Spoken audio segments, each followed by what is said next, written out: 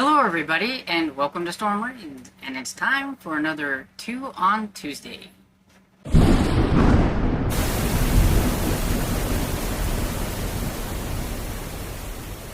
So welcome to another 2 on Tuesday, where I share 2 of my books that I have in one of my tubs, and of course, I will be sharing other things besides just retro romance, but since I am doing the retro summer in July, they're all going to be like retro romances and things like that.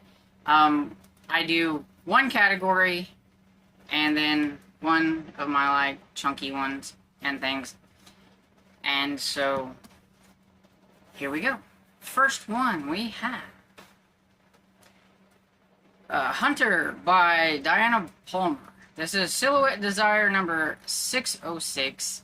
It is the second book of the Marist series, and it is number 23 of Man of the Month, which, I think, yeah, there it is. It says Man of the Month up here, which just means that they are all going to be featuring a dude on the front, I'm guessing, and everything. They're reprints and stuff like that. And so this one is, I never looked it up to see when it came out. Okay, so this is from 1990,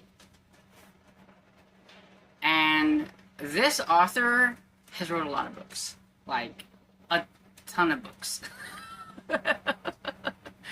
I have several of her Desire books, but I also have some other books of hers that aren't in a category or whatever. She's got a lot. I think she writes quite a few like cowboy type ones as well. But yeah, she's got a lot of these and everything, so she's pretty prolific. And so this one is Mr. November.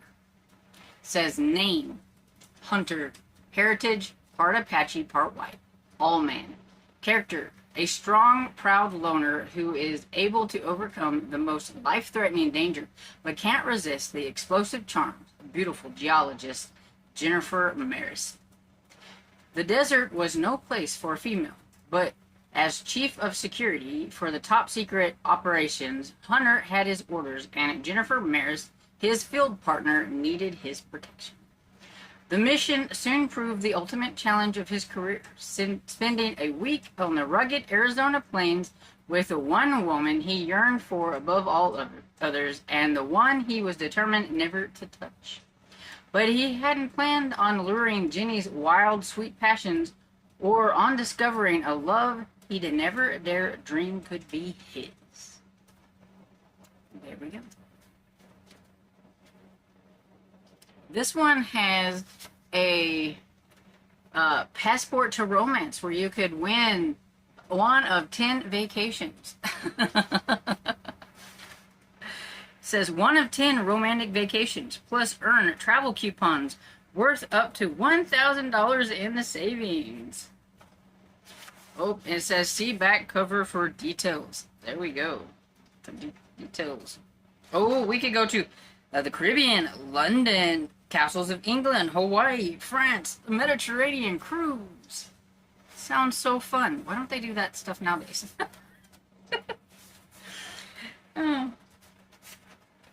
Got a bunch of these back here talking about what was going to be coming soon in December of that year. And other ones, Silhouette Desires, that were going to be coming out. So cool.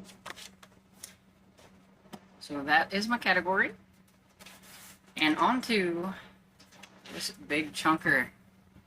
We've got Chic by Connie Mason. This is a 1997 leisure historical romance.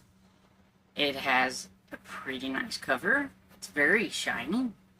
Look at that. Shiny, shiny, shiny. But it also has step back. Very lovely step back. Ta-da.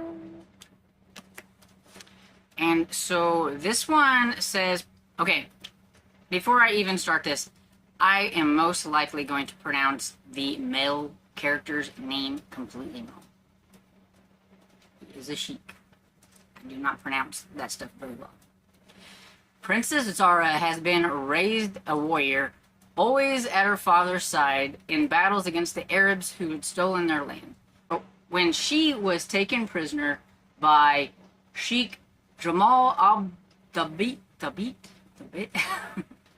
during a raid, she was determined not to succumb to his wishes. She thought it would be easy, for rather than take her as his concubine then and there, Jamal struck a deal. If he was unable to seduce her within 4 weeks, he would set her free.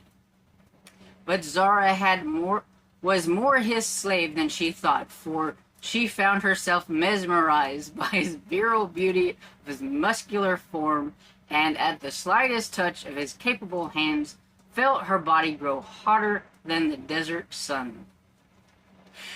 Torn between duty to her people and the temptations of the Arab master, Zara wondered if she dare risk all she had ever known and trust her heart to this enemy. Okay, I didn't make it through that one without chuckling. Oh. It says here that Connie Mason, the 1994 winner of the Career Achievement Award in Western Historical Romances. So, you know, I didn't put, like, how many books that she wrote because I couldn't really tell, but I know she has written a lot of books. Connie Mason has a lot. I have another one of hers that has this one word title. It's called Viking. So, yeah, I haven't tried Connie Mason. I've never read Connie Mason. I keep wanting to. Hardly any of hers are on audio, and they're so big. But one of these days, I will take on the chunker that we have here. Let's see.